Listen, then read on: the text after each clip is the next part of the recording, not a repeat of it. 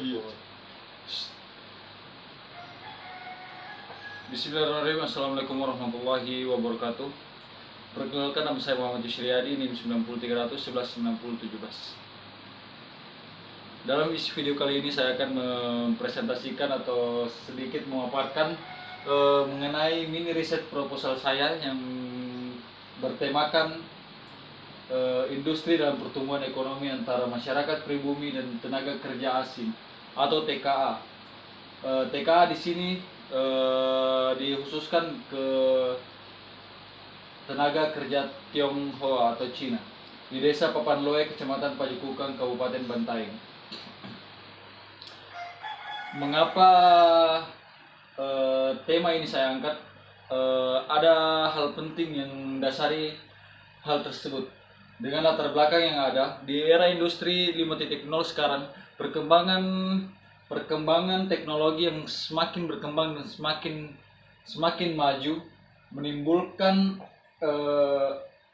dan mengharuskan para pelaku usaha berinovasi dan memanfaatkan teknologi yang ada sehingga dapat bersaing di dalam dunia pasar. Oleh karena itu, diperlukan sumber daya manusia yang berkualitas, yang mampu memanfaatkan perkembangan teknologi dan kemajuan teknologi saat ini. Baik itu dalam hal apapun, di dalam dunia pasar, salah satunya di dalam perindustrian yang juga berpengaruh dalam pertumbuhan ekonomi.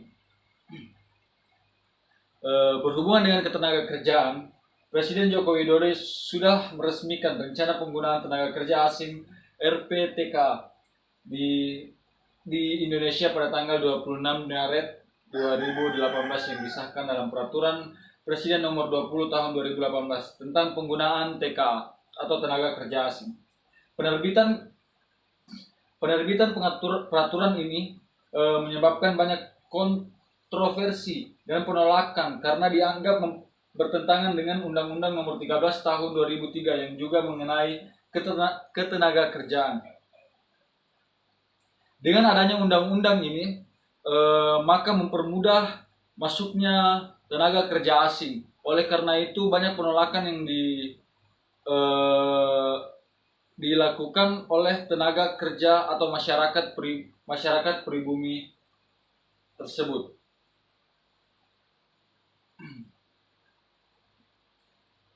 Dengan adanya tenaga kerja asing di dalam perindustrian, yang awalnya perindustrian ini bertujuan untuk menyerap tenaga kerja, baik itu masyarakat lokal ataupun terutama yang terlebih khusus adalah masyarakat lokal. Dengan datangnya tenaga kerja asing, maka persaingan tenaga kerja itu akan semakin sulit bagi masyarakat pribumi. Dengan adanya tenaga kerja asing menimbulkan permasalahan juga, yaitu perbedaan tingkat upah antara tenaga kerja asing dengan tenaga kerja lokal. Itu juga suatu fenomena yang bisa dikatakan sangat penting untuk diketahui. Berhubungan dengan industri, masyarakat dan tenaga kerja asing begitu penting untuk ditelisik lebih jauh. Oleh karena itu,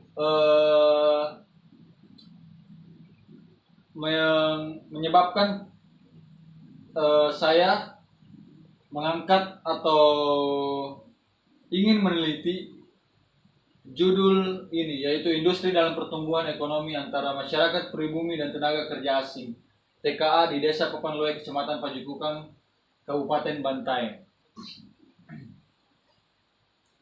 Teoritis, menurut Kementerian Perindustrian Republik Indonesia, industri adalah kegiatan ekonomi yang mengelola bahan baku dan memanfaatkan sumber daya industri sehingga menghasilkan barang yang mempunyai nilai tambah atau manfaat. Saya setuju dengan teori ini dikarenakan perindustrian itu adalah suatu perusahaan besar ataupun kecil yang menciptakan suatu barang